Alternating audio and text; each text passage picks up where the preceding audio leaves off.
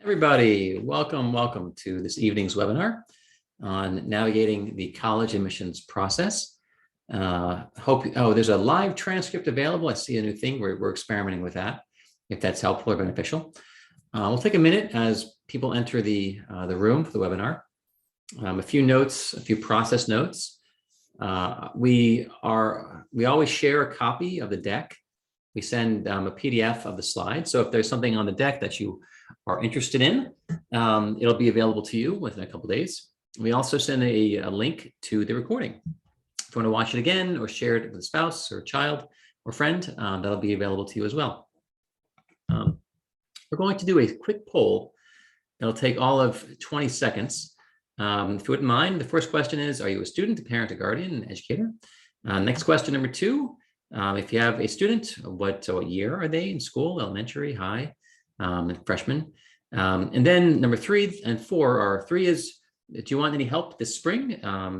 Actually, we're past the spring. Now it's time for the summer or fall test prep, tutoring, or EF coaching. And finally, would you like someone to reach out to you? And then after you click that, close it out, take all of 20 seconds. Now we're finished. Thank you for that. And let's go ahead and jump in. And we're going to have some time, I hope, for Q&A at the end. We're going to go for a solid hour. But I plan to answer many of your questions during that time. But I do like Q&A as well at the end. All right, let us begin.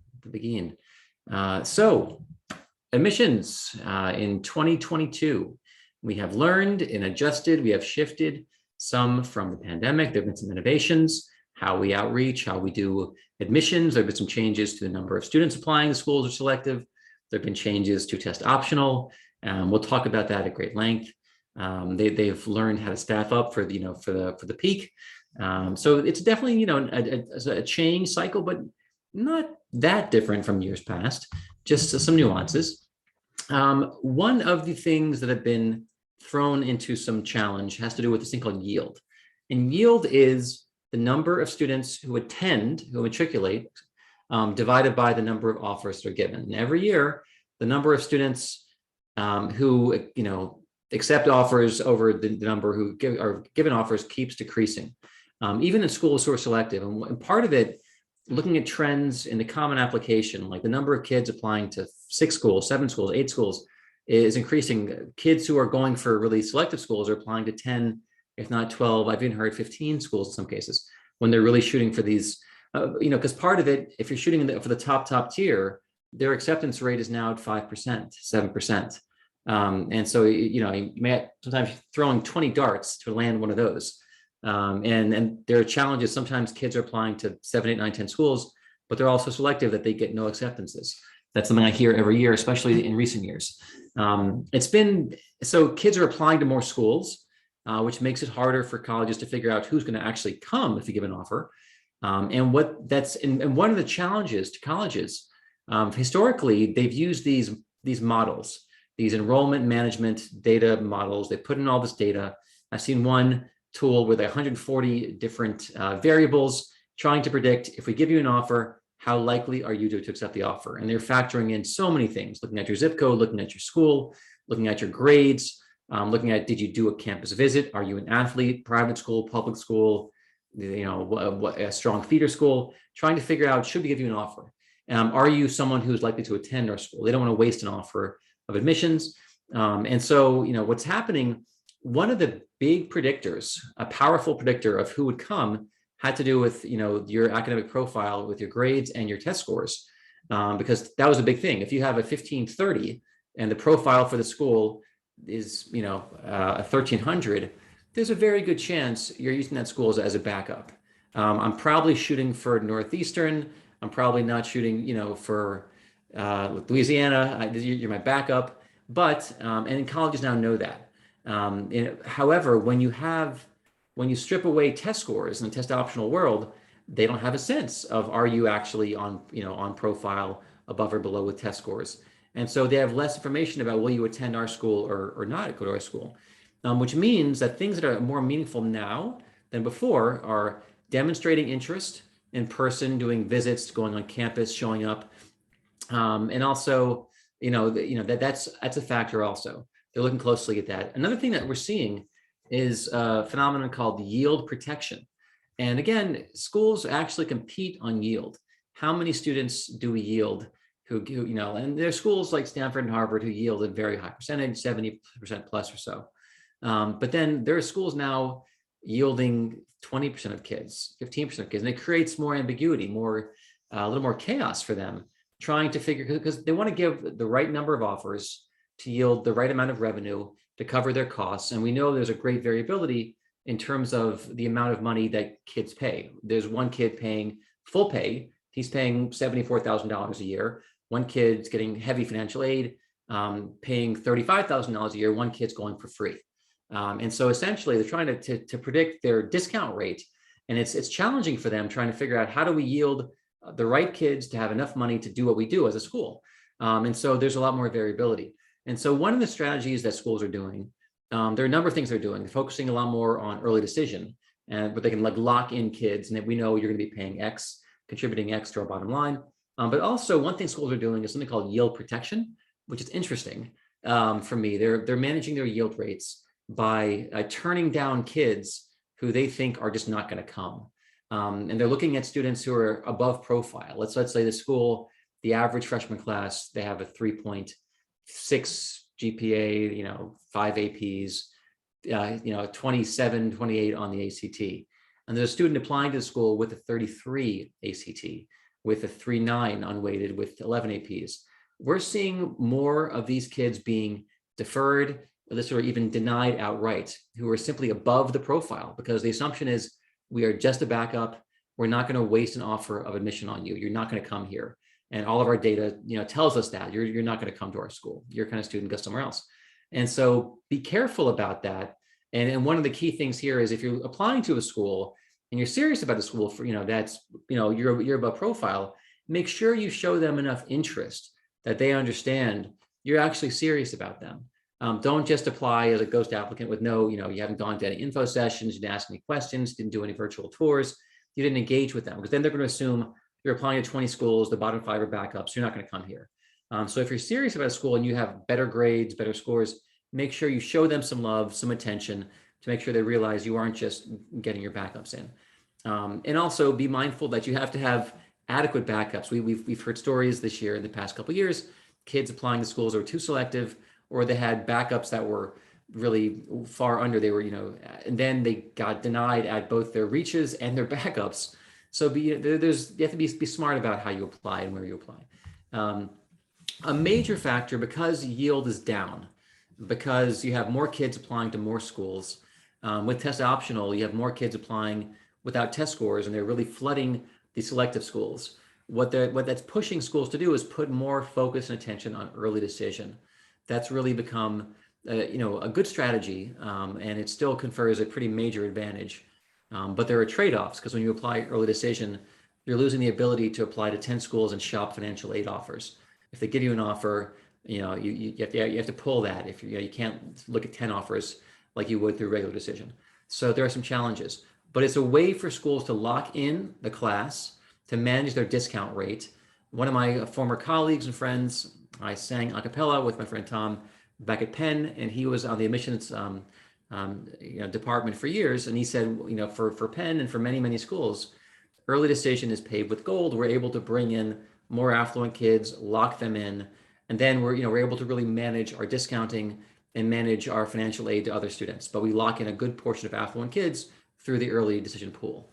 That's definitely a strategy. And also it really locks in yield. If we give out offers to 2,000 kids, early decision, they're already telling us we're going to come. So then, bam, you've locked in your yield. There's much less variability about who's going to come or not come. These kids, if given the offer applying ED, they're going to take the offer, barring they're financially they can't afford it, which happens sometimes, but infrequently, essentially. If you're looking at on average, if you use the net price calculator, you know what the school tends to offer for a person of your level of income and assets and so forth. So this has been a huge play. We've seen massive increases in early decision over the past 10 years, but especially in the past several years. Here's some examples of schools. Barnard is filling 2/3 of their class ED, which is nuts. But again, it's a way to manage yield, to minimize and mitigate some of the variability. It's like we're getting these kids, we're locking them in for financial and for diversity. We know they're going to be coming if you give them an offer. even Tulane's in the high 50s, Dartmouth, Penn, Duke. So they're locking in a bigger and bigger portion. And here's an example of the growth of EDs. BU, 11 years ago, they, of their 4,000 kids they admitted 370 kids ED. So that was 1/10 of their class they locked in early decision. And look at last year. They let in 2,130 kids. They're locking in over half of their student body early decision. So we're seeing schools use this strategy to control yield, hit enrollment targets, and manage their discount rate. So that's definitely a trend that we're seeing, and you can see the pop in the past few years since 2019. One thing, wait lists have been longer because of the increase in kids applying. We have more students applying to more schools. And so kids used to apply to 5 schools are applying to 8, 9, 10, 11 schools. And they're getting not 2 acceptances, maybe 3 or 4 acceptances. And so we know that kids only go to one school, so they're going to take one offer and turn down 3 or 4 offers. And schools understand this, so what they're doing is they're using deeper and deeper wait lists. And sometimes it seems to be a little unethical, where they have a class of 2,000 students and their wait list is 8,000 students or something. It's insane. It's like, what are you doing? And if you talk to someone in the admissions office, and sometimes they only go like 100 students deep. So they have a list of 8,000 kids, they're going to pull 100 off it. An admissions officer would say, well, it isn't exactly like that. That we're going to be trying to hit certain institutional, interests and targets. We want to have this X amount of diversity. We want students from all of these states. We want students who have these abilities. So even though we have thousands of kids, we're not going to be sure what we need until we get who actually, who deposits on May 1st. And we realize, wow, we're short 5, musicians, oboe players, violinists. We're missing a few male dancers. We're missing a few kids from Wyoming or from Hawaii or from China. So they have this huge wait list to cherry pick what they need to hit their institutional needs. And they're trying to serve their own interests.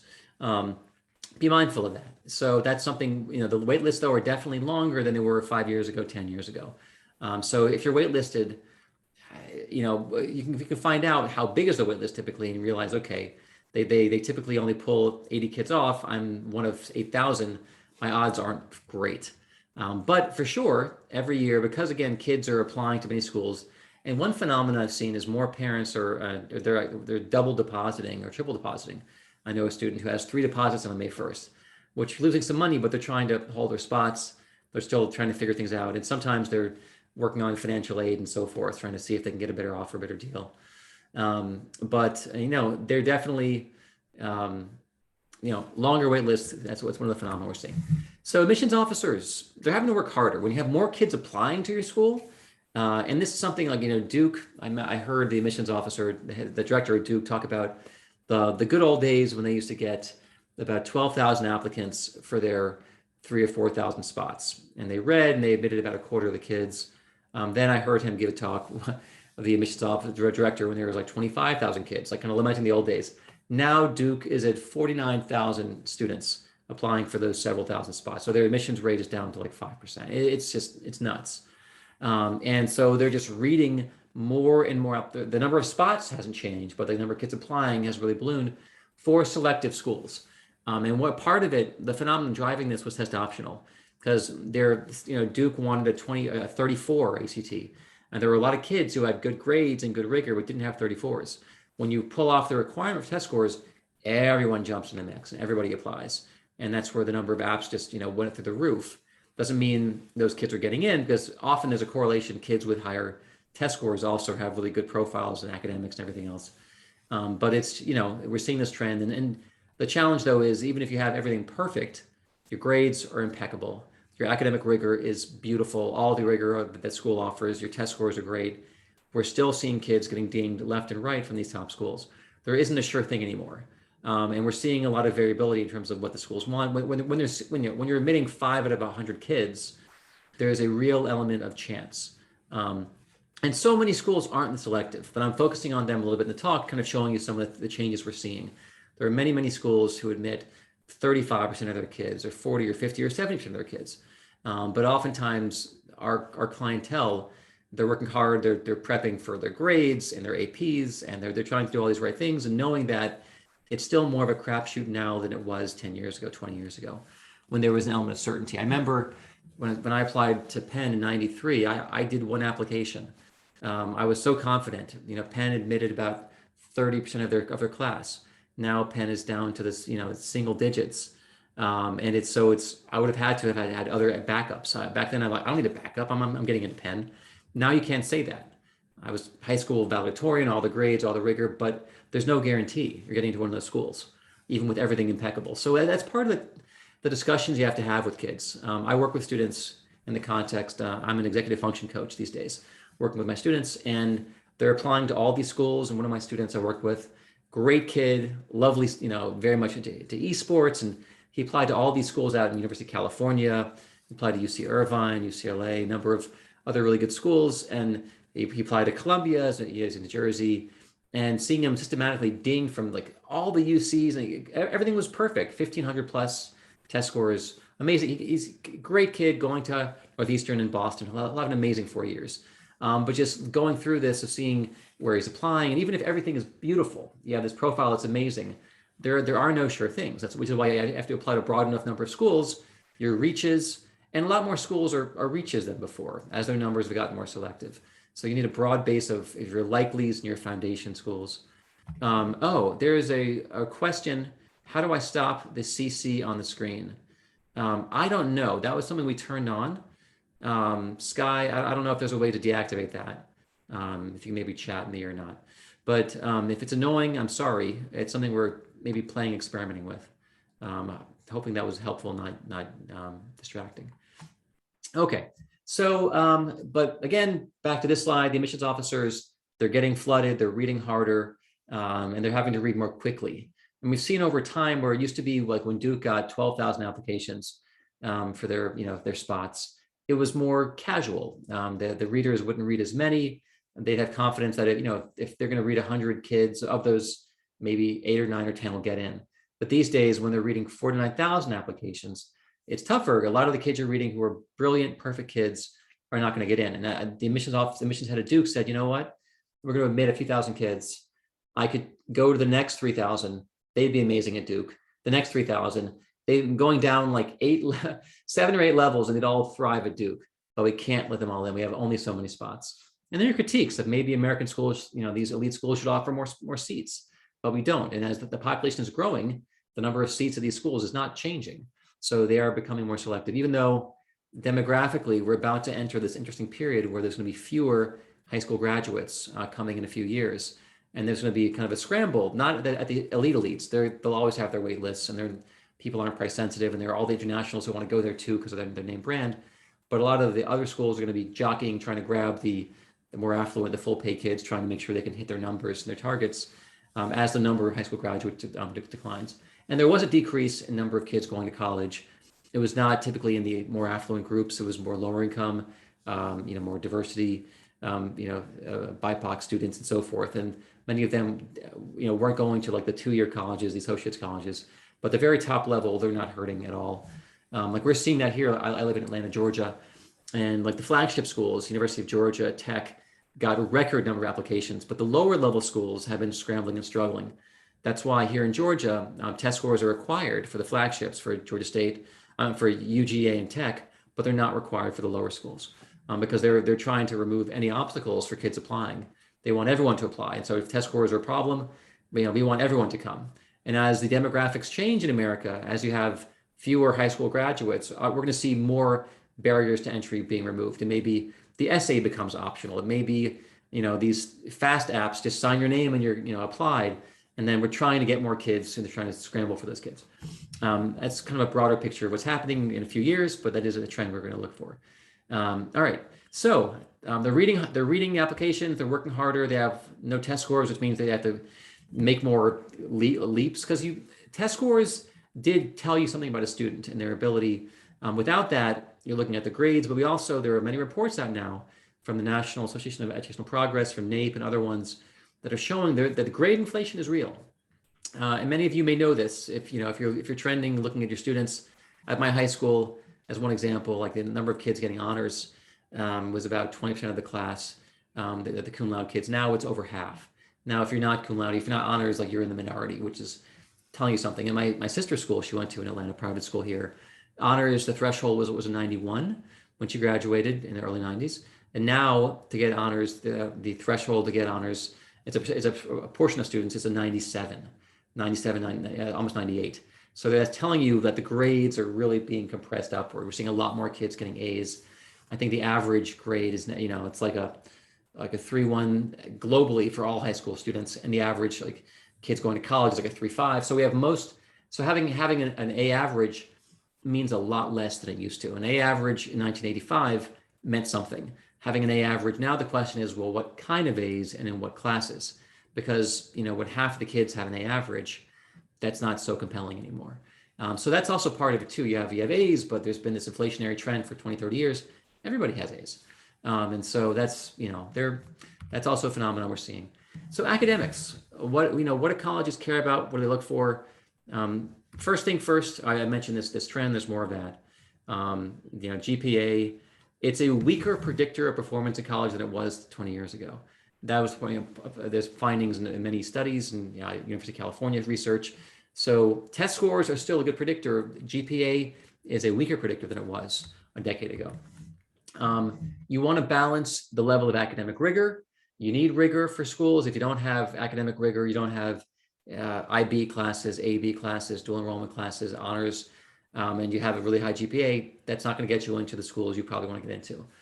You could have an A average of 3.9, but no rigor, just regular classes. And there are many, many schools who love to have you, but the higher level schools who are more selective, it's going to be much harder. So you're trying to balance the right level of rigor with a GPA. You want to also, you don't want to take APs and get Cs. That's not performance. You want to take APs and get A's and B's. And so you want to push rigor, but only so it doesn't compromise your GPA. And that's part of this balance. What they want to see the number of honors and AP appropriate for your high school. Some high schools offer 30 APs, some high schools offer 6. And so they always send a high school profile with your application telling you the kind of offering of the school, but the performance. Typically our students get 4s and 5s on APs, or typically our students get 3s and 2s. Looking at those score breakdowns from your high school, looking at average course taking. So they're getting a sense of you vis-a-vis your peers in high school. They know how you fit into the context of your high school with that high school profile, which goes with your transcript. Activities. They want to see continuity, depth over the course of years. Of course, there was some disruption with the pandemic, but they're trying to figure out, what are you going to bring to our campus?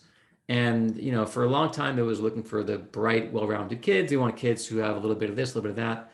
But there was a shift about 10 plus years ago, looking for kids who are spikier in certain areas.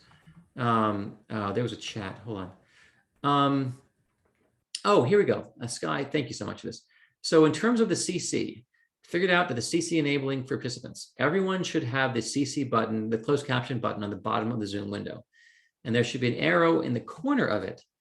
So clicking on that will give you an option to hide subtitles. So if the subtitles are not helping, and I know I talk pretty quickly, maybe they're a distraction, you can press that CC button on the bottom of the Zoom window and go to the arrow and say disable or hide subtitles. Thank you, Sky, I appreciate that. Okay, so they're trying to figure out, if we give you an offer, what are you going to bring to our school? And so on the Common App, they ask, how many hours a week, a month do you do this activity? And so a kid going to a club an hour or two a month, that's not really that meaningful. Being part of 10 clubs, they don't really care about that. It's the area that I'm really deeply invested in this thing.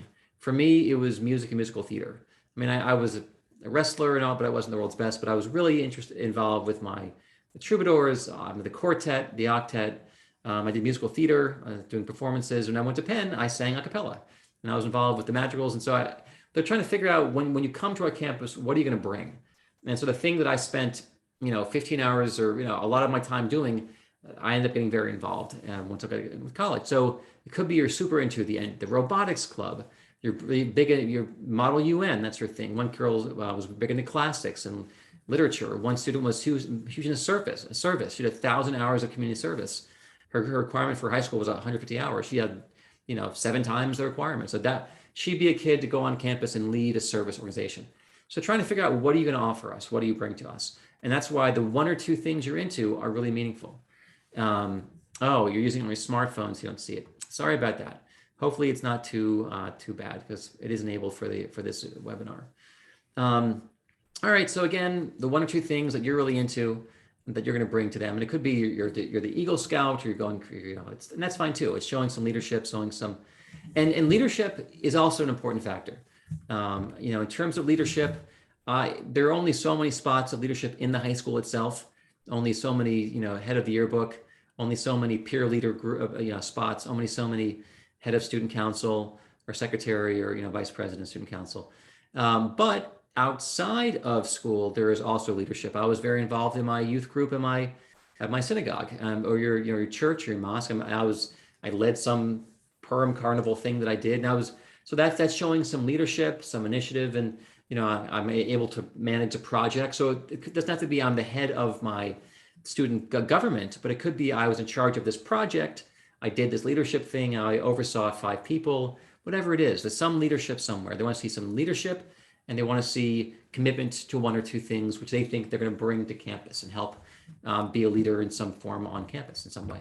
Okay, so it's important. Now, and of course, they do expect some discontinuity given COVID. COVID threw everyone off for a year or 2, and that's understood. The next piece is called demonstrated interest. And demonstrated interest, that is you showing some love to the school. You show that you actually care about them. And you aren't just, because again, kids are applying now to 11 schools, 12 schools sometimes. And so the question is, if we give you an offer, will you really come? One of the ways you tell them that is by showing up for them and giving them attention. Do I do visits? There is virtual engagement and there's in-person engagement. Now that we're finally back to a, kind of a post-pandemic-ish way of living, colleges are letting kids go to campus. For me, when I applied to Penn, I went twice. I did a visit in the spring of my junior year as I was running around looking at different schools in the Northeast and around. And then I went back in the fall and I went for a long weekend. But here's the thing, going to a school for a weekend, hanging out with a friend, unless you show up, sign in, engage, interact, it's not a visit. They have no idea you actually went. And so that's part of it when you go there. And some people, you can do an interview with some schools, some you can't. Some of them do an interview virtually. You might do an alumni interview. You might, when they come to your school, go to their info session, when they offer like a NACAC or, a regional, a big gathering, like a college fair, you go up, you scan your badge, they start sending you emails. And part of it, when they send you emails, information, know that you are being tracked easily and effortlessly. There's most of the schools to which you're going to apply, they use a CRM system called Slate. And Slate helps them manage all these aspects of the application, but they also measure instantly your digital engagement with the school. When they send you an email, they know if you open it or not. There's a little pixel which pings back to the server. They know if you click on a link in the email. They know once you go to the school's server, they know where you look. They know how long you spend on there. So they're getting a sense of this kid never opened any emails, or this kid actually spent time on our site. They also, can capture and track and, measure. Are you interfacing with the rep? Did you ask a few questions? So they're able to give you a score of engagement, like lickety split, with no human effort involved.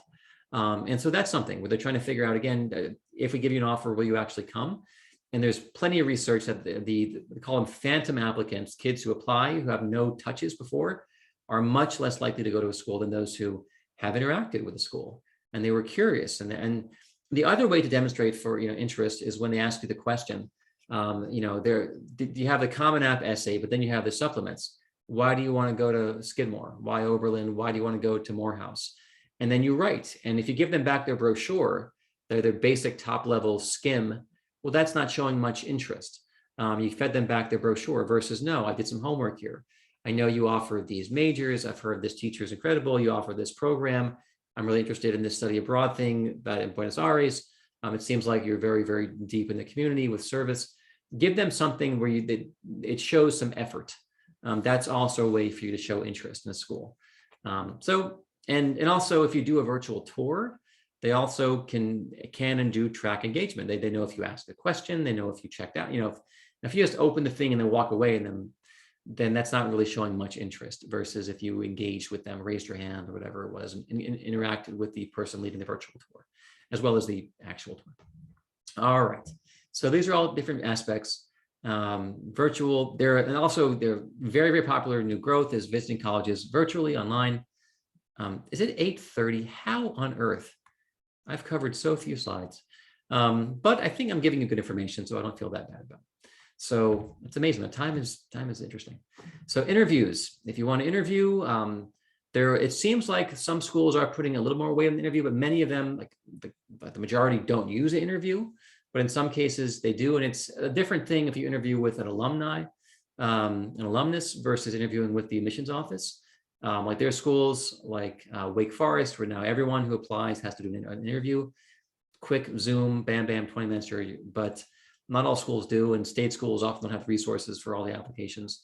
But some schools do, and that's a way to show some interest. And then rec letters with absent test scores.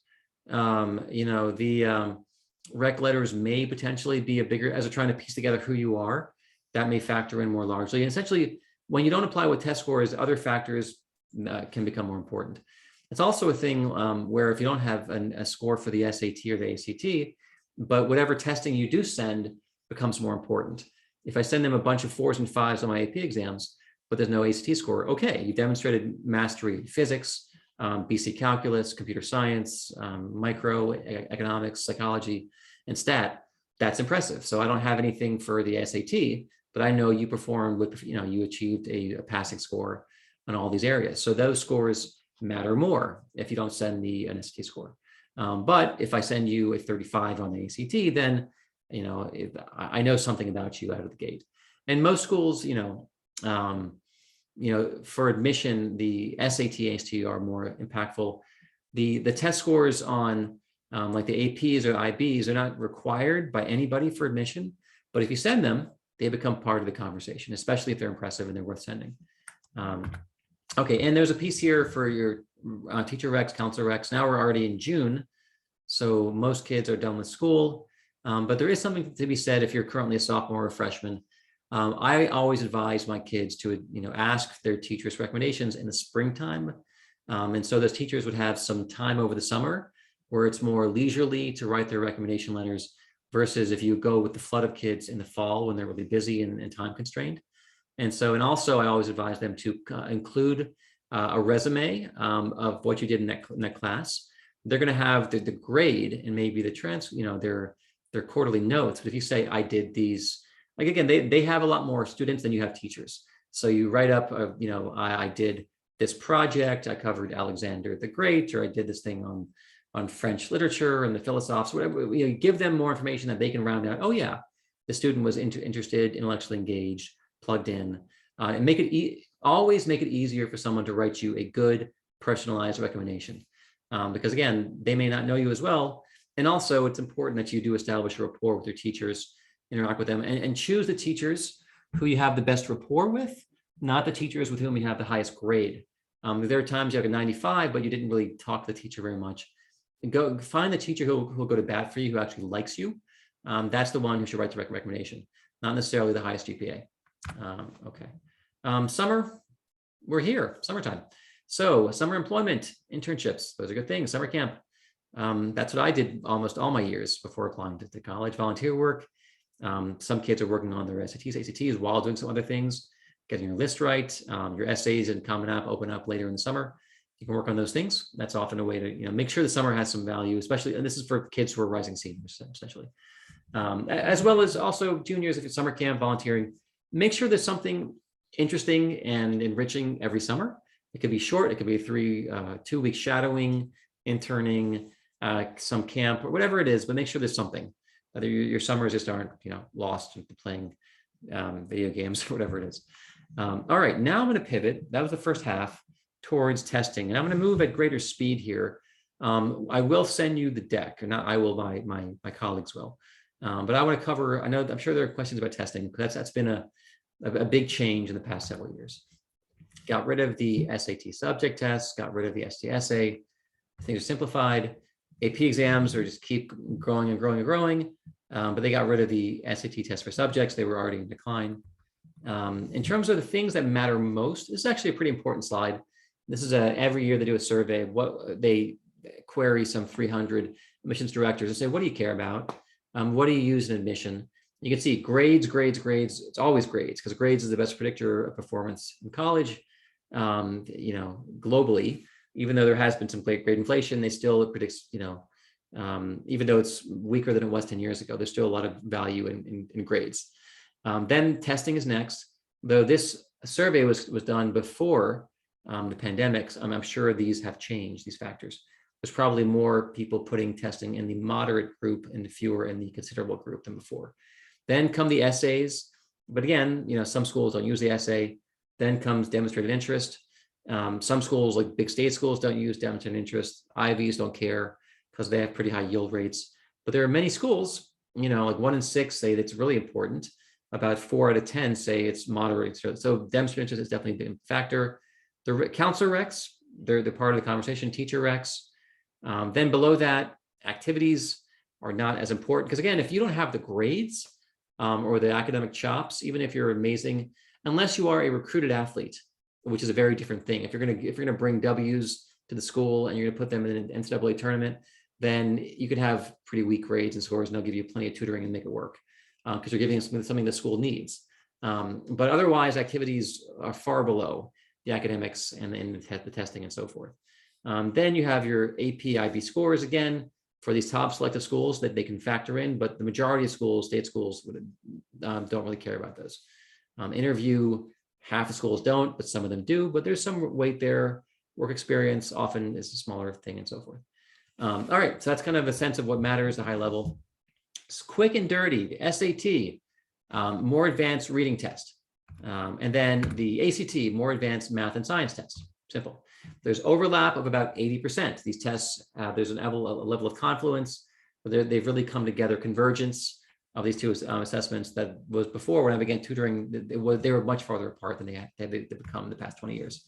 Structurally, very similar in big blocks, although we're moving in a couple of years to a digital SAT. That's going to be a big change. Currently, the SAT gives you a lot more time per question. The ACT is a much speedier test. That's a big change. Mathematically, they do diverge the most. There's a lot of overlap with writing, tremendous overlap. A lot of overlap with reading. Math, they split more. With mathematics, there's more word problems on the SAT, more reading. And also they're focusing on a few areas, functions, algebraic, functions, notations, graphing, whereas the ACT is a much broader pool of content they pull from. The SAT is much bigger into algebra 1, algebra 2, much less geometry, much less trig. So so math they split, but the other areas, reading and writing, are much more close. And then there are harder concepts on the ACT, which never appear on the SAT. I like everyone having a dual baseline. Applerouth, we offer practice tests. Every student on this webinar, you're eligible to take a free SAT and ACT with us and get a baseline. It's important to establish that before you begin to invest energy or resources, in my experience. And then find your best test, and then think about, prepping and so forth. The first thing, get your baseline. Okay. Ideally, plan on taking the test 3 times. The test meaning either the SAT or the ACT. And I say 3 times because of super scoring, where they cherry pick your best score from your best math from the February ACT, your best science and reading from the April, and your best math from the June. And that becomes your super score. And kids tend to improve going through as they become more comfortable, more familiar, and so forth. There are no easy or hard test dates. That isn't a thing. There's variability from year to year, but not consistently. Things that help you do better on these tests, practice tests. They're really a big deal. That was part of my PhD research. They really make a difference, practice effects. Spreading things out over time is better than cramming it. Putting in more time, you tend to do better, makes sense. Having a goal that's specific. I have a 1280 on the PSAT. My goal is a 1450 on the SAT. Having a goal I'm moving towards, I'm seeing progress towards, is very helpful and powerful. The testing plan is now much simpler than it was before. You have 7 SATs over the course of a year, 7 ACTs. If you're taking the ACT in either December or April or June, go ahead and sign up for the test info release service, which is about $20. They're going to mail you a copy of your test back, very helpful. And for the SAT, if taking it in October or March or May, spend the $20 for the question and answer service, which after your test is over, they're going to let you see that your test and your answers immediately. Very, very groovy, very helpful. And when I'm prepping kids, I love having that data. Okay, next up, ACT, major delays in computer-based testing, and they've actually put the kibosh on sectional testing. That was going to happen in 2019, but then everything went south with the pandemic in 2020. So they were going to have the ability to go and just take a section. Janet Godwin spoke at a conference in Atlanta about 2 weeks ago and said, those plans are now retired. We're not going to do sectional testing, which it was a big story for years. Now it's a non-story. It's not going to happen. And computer-based testing is still delayed. We're not sure when or how. They generate super scores automatically and send them to schools for you. It's pretty helpful. The SAT dumped the essay, dumped their test for subjects. They've announced there's a digital test that's going to be for current freshmen who are now rising sophomores.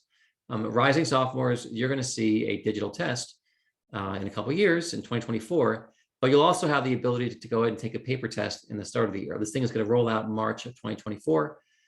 So if you're a rising junior or a rising senior, this doesn't affect you. If you're a rising sophomore, you'll have the option to take this when you are a junior. It's going to be shorter. It's going to, so I'll give many more talks on this over the course of the next 2 years. There's nothing available. They're going to release some practice this summer, but that's honestly more for the international kids because they're forcing the international switch to take place March of 2023. So that's coming up in about 10 months, 9 months. So, but domestic kids, you're not going to see this for another year and change. It'll open up actually with the PSAT when rising sophomores are going to be juniors. So after the end of sophomore year, in October, they're going to release the new PSAT first. AP exams, what's going on? There's a question about, are APs more important now that the SAT, ACT are optional? And it seems like they are, but they're not required. They're not mandatory, but definitely if you don't have any SAT or ACT score, but you submit APs, they loom larger in the conversation. And test optional, make sure you understand that the tests have always been optional. It's just limited where you could apply. They're never required. But there are many schools now, who will accept an application as complete without test scores, hundreds, if not thousands. So testing, required, optional, flexible, blind. Now test required, there aren't that many schools who are test required anymore. A small percentage, but 5% of schools in the country. That's going to be like the military academies, Georgia Tech, University of Georgia, the Georgetown University, MIT. There really aren't that many because there are a lot of reasons, because going test optional is really nice for schools. For one, you drive in applications, which is really helpful for many, because you're also competing on how selective you are. We turn down all these kids. We feel good about ourselves. Additionally, more kids apply.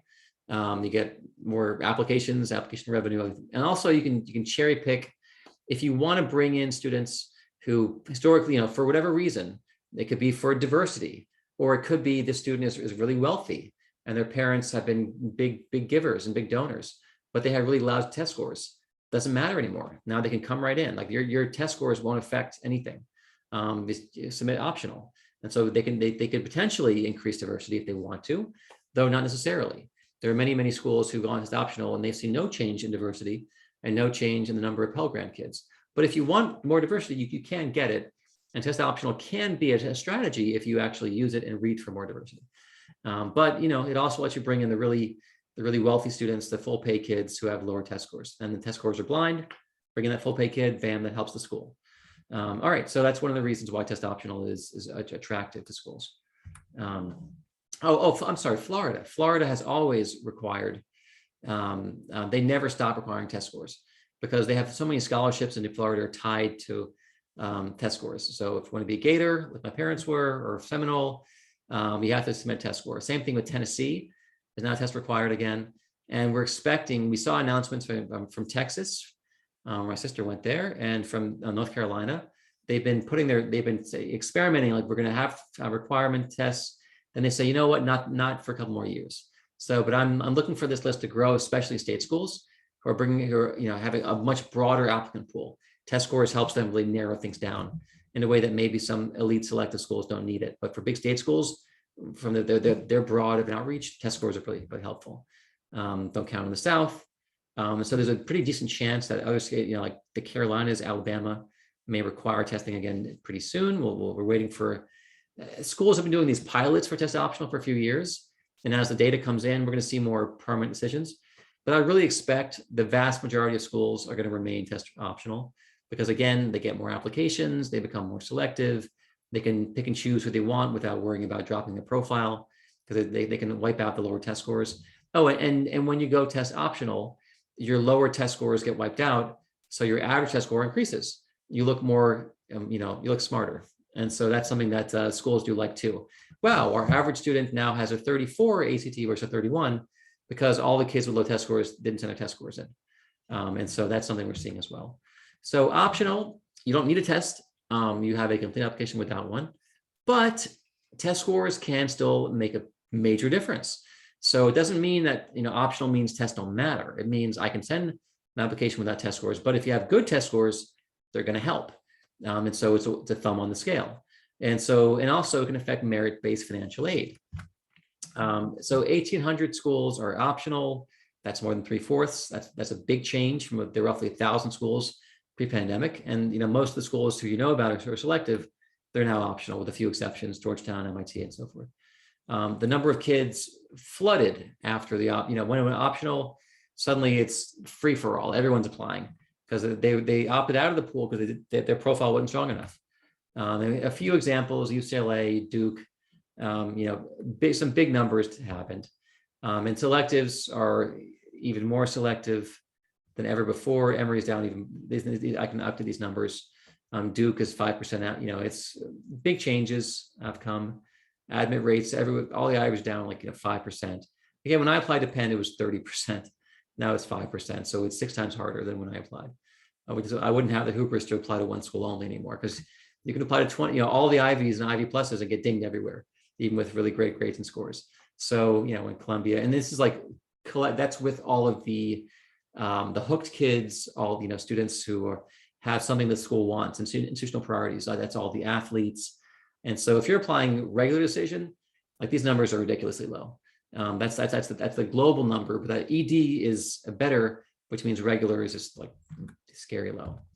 All right, test flexible. We're seeing fewer of these, but essentially, that's where, you can send some testing, but a lot more schools are in. It seems like they're more flexible. If I send some testing somewhere, it gets me in the game. If I have good APs, if I don't send them a score for the SAT or ACT. Test blind, test free is a small number of schools, and it's going to stay a small number. Right now, there are about 50 colleges are test blind of the 2,500 four-year schools. That's roughly 2%. It'll end up being under 10%, and when it's all said and done, most likely. About 20 colleges have permanently gone this way. About 20 or so are in pilot programs. We know about California, UC, they're blind for the future. St. Mary's, a small school in Texas.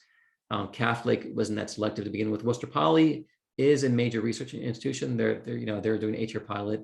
Then some smaller schools, the regional, Northern Michigan, Northern Illinois, Loyola. But then you have other ones, Dickinson, Caltech, CUNY, Reed, Idaho, and they're doing it not permanent, they're temporary. So test optional, it's here and it's gonna stay here. It's not gonna go anywhere. It's kind of the dominant thing in the land. When they've asked schools, over 3/4 said, 3/4 roughly, we're gonna stay with our current policy. And again, blind will be a small percentage, 5-10%, test required. This survey happened about 1.5 years ago. I think it's outdated, but it was a pretty big survey by Ernst & Young and Parthenon Group. And I don't think we're going to see 1/4 of schools being test required. Maybe that'll be 10%, 15%, but it's not going to be where it was. It's not going to be 1/3.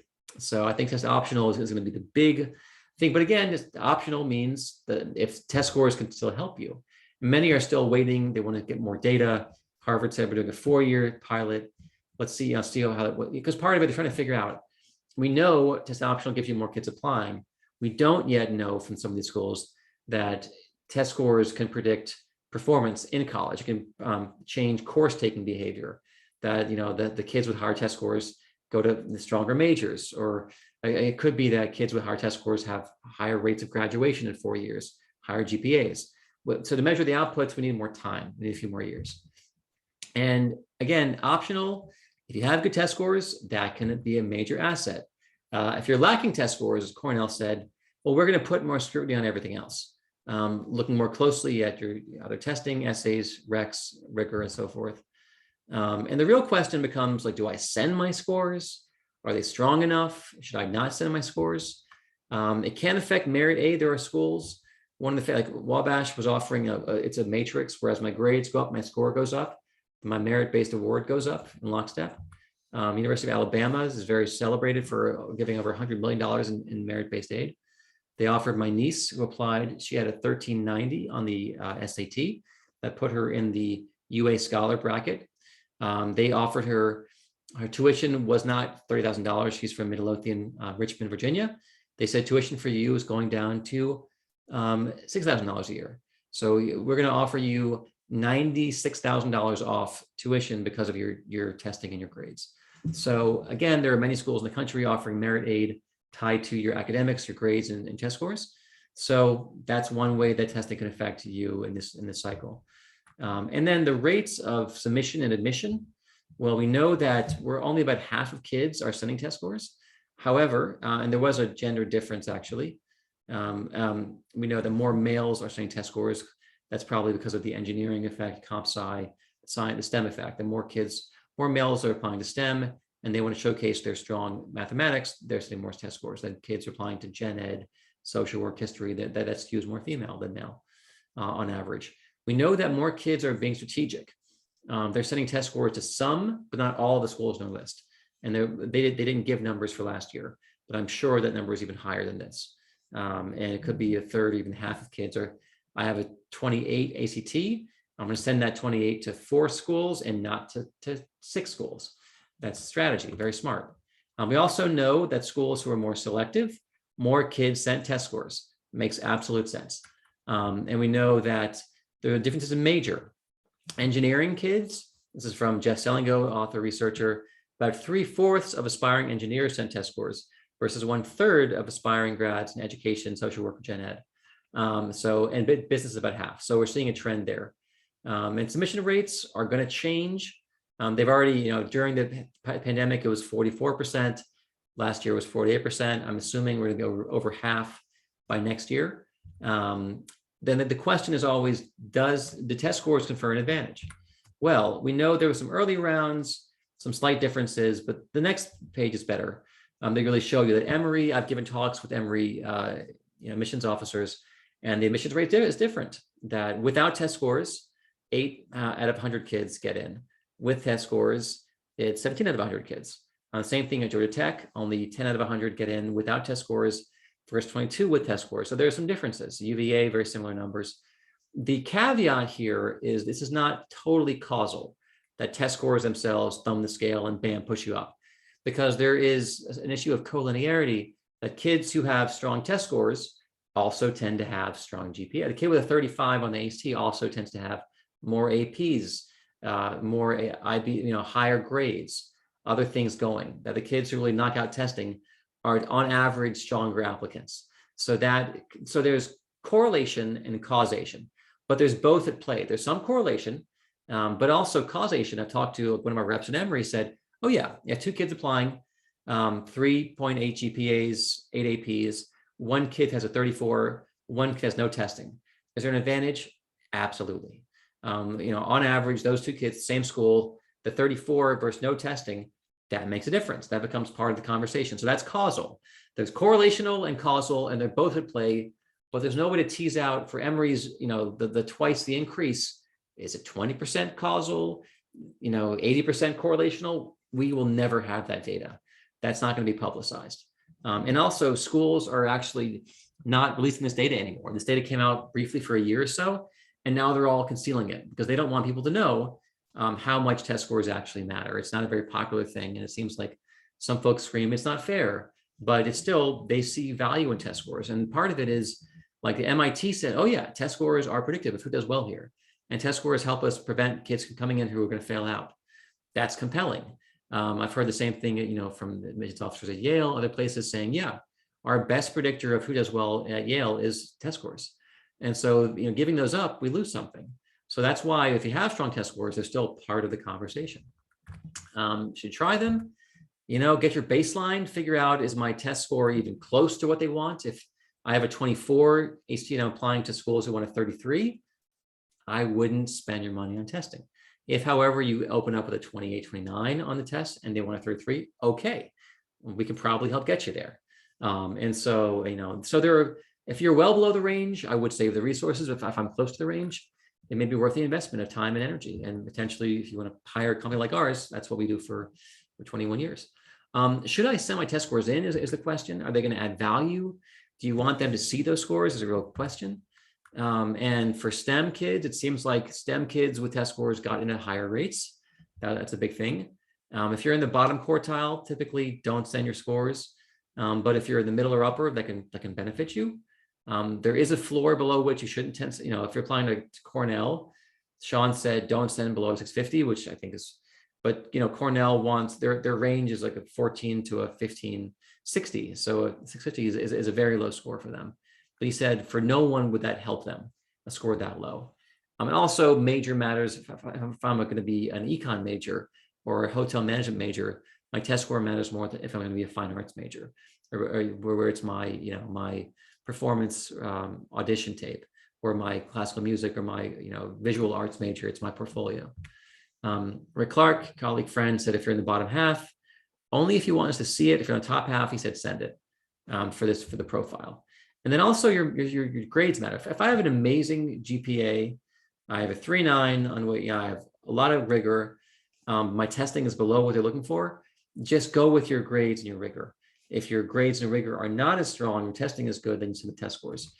Part of it is knowing, how you balance out with their profile. And section scores matter. If I have a 1400, which puts me below their middle 50 range, but I have a strong math score in there and I'm applying to be an engineer, I would send that make sure they see the 790, even if I have a 620 on verbal, which is well below what they want. If I'm applying to be an engineer, where my math score matters more, or vice versa, I'm applying to a history or liberal arts program and my verbal matters more. And that's the whole 1 week, one strong balancing act. Talk to your counselor, talk to a consultant, find out, before you apply. There's an issue of you never ever want to send a weak score. If I have a 1 or 2 on an AP exam, don't ever send it for any reason. It's not going to help you. And the same thing, if I have a weak score on the ACTs, don't send it to them. Go with your strengths, not weaknesses. And then treat every school differently. Don't send the scores like my 29 could help me at these schools, hurt me here. Be thoughtful about that. And then one example, I'll show you Swarthmore. Their middle range for half of their class is 1380 to 1540. Half of their class, a quarter is over that, a quarter is below that. So in terms of applying, if I'm at the bottom, if I have a below a 1380, if I have a 1330, it's probably not going to help me. I would go optional. If I have the top half, 1470 or above, it's probably going to help me. The gray area really is the third quartile. I'm in the lower part of the range. I have a 1390. Do I submit it?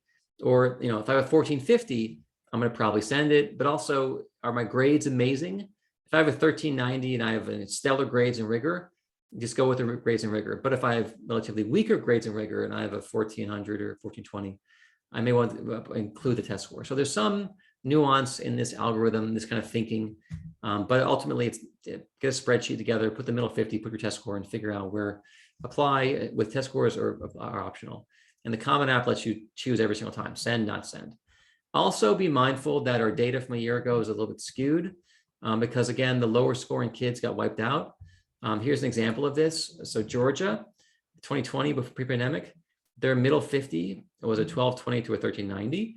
Then the next year, they were test optional. Their score range went from a 1350 to a 1490. So the question is, if I have a 1330, should I send to Georgia? Yes, yes, yes, yes, and yes, you should.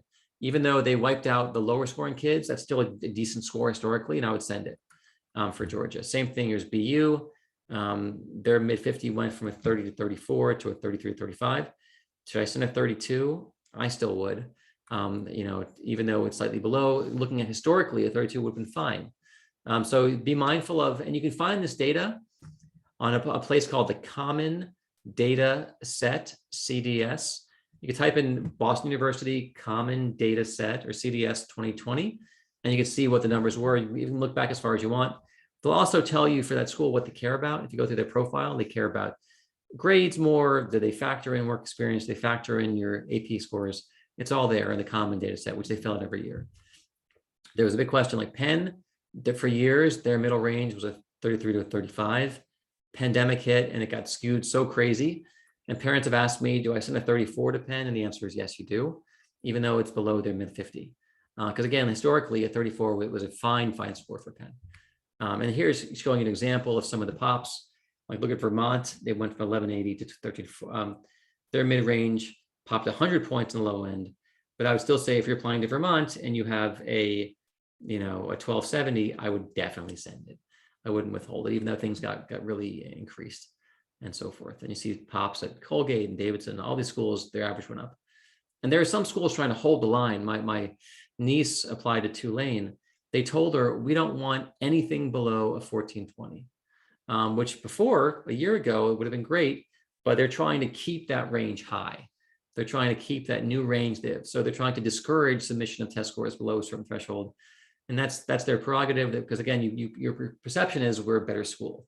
We have stronger kids, but you're trying to suppress low scores, which is a bit of gamesmanship, honestly. All right, I went through all my time. I sometimes do that. I hope I answered many of your questions. We're having a sale now through June 30th. We're offering discounts on test prep and academic tutoring. It's one of the best times of year to buy from Applerouth. And also, we do 3 things. We do academic tutoring, we do test preparation, and we help kids with executive functioning, making sure they're organized together using resources. And we have 20 plus years helping over 40,000 students, which I feel pretty proud about that. So, all right, are there any questions that I haven't answered that you still want me to answer? I'll take a few minutes. I do like to answer questions if I didn't field anything.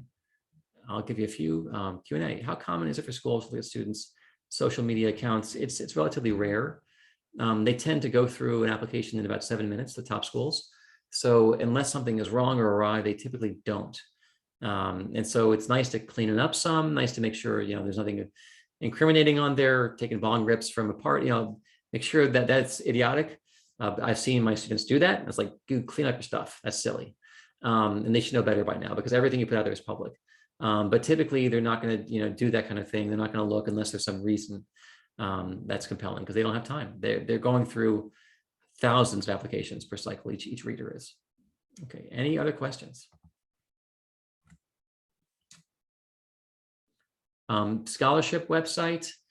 There's a website called CAPEX, CAPPEX. That's pretty helpful for merit for scholarships. There's also Scholly, SCHOLY, is an application finder. There's also, I think it's Sally Mae. They do a scholarship, thing. There's also, I think is it FastWeb? It's been a while, but FastWeb, Scholly, the app, Sally Mae, CAPEX. Those are ones I would start at. Okay. You showed UGA as test required, but recommended not sending it if below a certain score. Am I missing something? Yes. So UGA is test required, but my recommendation of sending scores. So for them, they went test optional for a year, and then they went back test required. So test optional isn't an option. If you're applying to UGA, test scores are a must. So I was trying to say globally, I may have misspoke, but when it comes to UGA, you can't apply without test scores. Same thing with the University of Florida, same with MIT, same with Georgetown. And so those cases, but for schools who remain, so they went optional for a year and then went back. But for the majority of schools in the country, 1,800 who are optional, if your score is below a threshold, I wouldn't send it. So you are absolutely right. I didn't mean to confuse you there. What if a private school doesn't offer AP classes? No problem at all.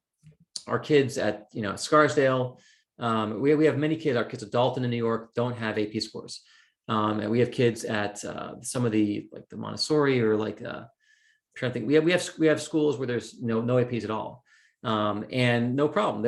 Again, the school profile shows there are no APs.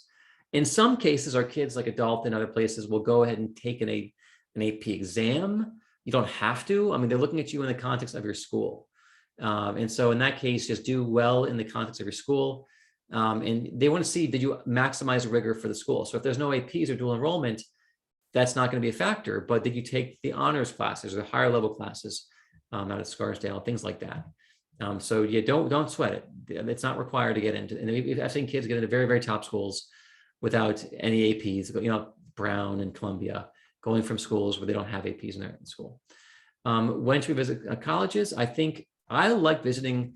I did a tour as a junior in the fall where I visited schools in the Southeast at the regional tour. And then my mom and I hit the airport. We went up to the Northeast and toured around Boston and Philly, and went out to Texas, my sister. I went to Dartmouth. I think when you're a junior, if you can do it, do a few trips, and then, you know, fine tuning, honing when you're a senior. But I think as a junior is a pretty great time because you're going to be applying early somewhere in the fall.